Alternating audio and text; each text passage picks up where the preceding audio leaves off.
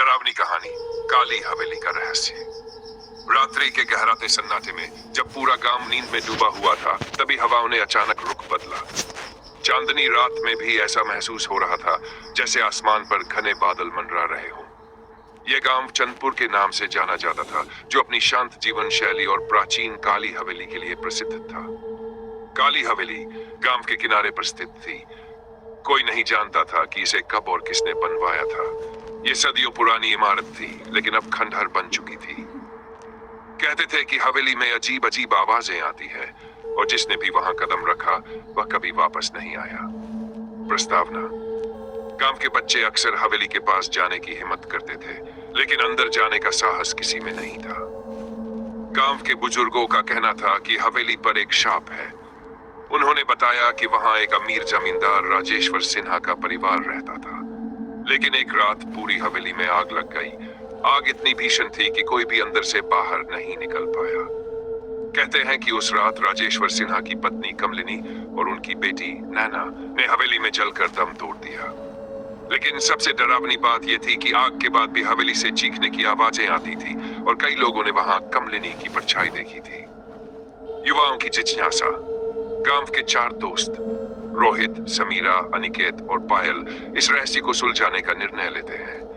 वे सभी जीज जो 42 साल के युवा थे और भूत प्रेत की बातों पर यकीन नहीं करते थे।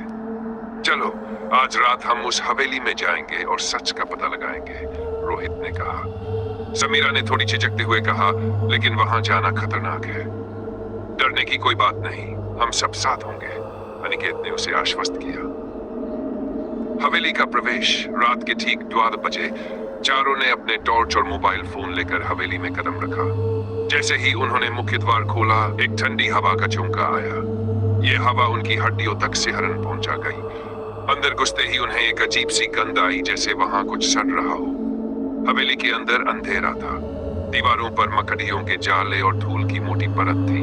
हर कदम पर फर्श चरमराता था। उन्होंने देखा कि एक कोने में लकड़ी का पुराना झूला पड़ा था, जो धीमे धीमे हिल रहा था। यह झूला अपने आप क्यों हिल रहा है? पायल ने डरते हुए पूछा।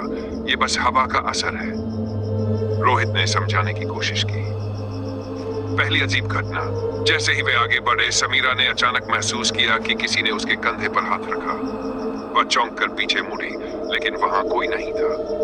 क्या हुआ? अनिकेत ने पूछा। कुछ नहीं, समीरा ने घबराते हुए कहा, लेकिन उसके चेहरे पर डर साफ झलक रहा था। एक पुरानी तस्वीर। हॉल के एक कोने में उन्हें एक पुरानी तस्वीर मिली। तस्वीर में राजेश्वर सिंह, उनकी पत्नी कमलिनी और बेटी नैना खड़ी थी। उनकी मुस्कान में एक अजीब सा रहस्य था। यह वही परिवार है, पायल ने कहा। तभी एक जोर की आवाज आई, जैसे कोई भारी दरवाजा बंद हुआ हो। चारों चौंक कर उस दिशा में भागे। भूतिया कमरा। जब वे आवाज के स्रोत तक पहुंचे तो उन्होंने देखा कि एक कमरा था, जिसका दरवाजा अपने आप खुला और बंद हो रहा था। हमें अंदर जाना चाहिए, रोहित ने पूछा। क्या तुम्हारा दिमाग खराब है? यह साफ संकेत है कि यहाँ कुछ गड़बड़ है, पायल ने गुस्से में कहा। लेकिन हम पीछे नहीं हट सकते, अनिकेत ने हिम्मत दिखाई। चारों ने कमरे में कदम रखा। वहां एक पुराना पियानो रखा हुआ था। जैसे ही अनिकेत ने उसे छुआ, पियानो अपने आप बजने लगा। उसकी धुन इतनी डरावनी थी कि चारों के रोंगटे खड़े हो गए। कमलिनी का साया। तभी कमरे के कोने से एक साया निकलकर उनके सामने आया। ये एक महिला का साया था, जिसके लंबे बाल थे और आंखें जल रही थी। तुम लोग यहाँ क्यों आए हो? साया ने धीमी लेकिन गूंजती आवाज में पूछा।